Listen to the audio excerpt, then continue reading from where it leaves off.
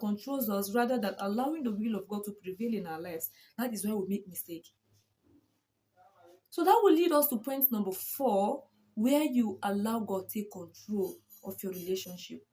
Are you in marriage? Are you about to date? You're about to make decision in dating? What are you about to do? What step are you? If you're already in a marriage and your marriage is failing, allow God take the lead. Allow God be in control. Instead of running helter-skelter to people, instead of going to say, oh, this is it. Oh, this is what I'm passing through. Oh, this is my problem. You allow God take control. Allow Him take the lead. Run to God.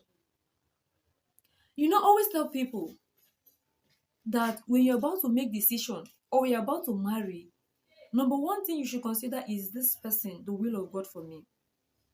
The reason why I should ask that question is because God had the better plan for you.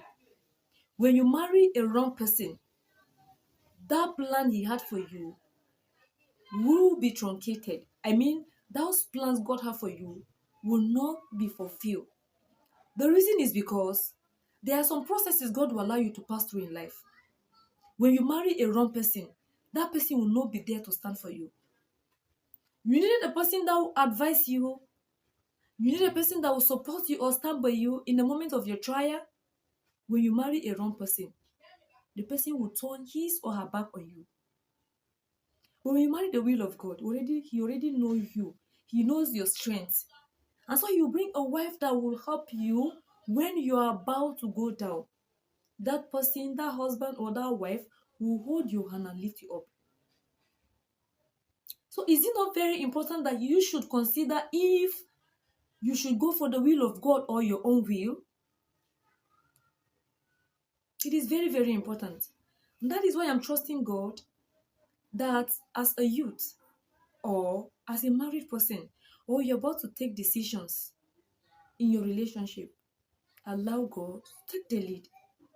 Because when you go into a relationship that is not the will of God, you will regret it at the end of it.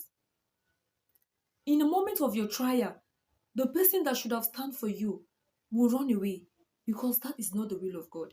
The person cannot afford to bear the pains you are in, or the pains you are facing, or the pains you're passing through. That is a process.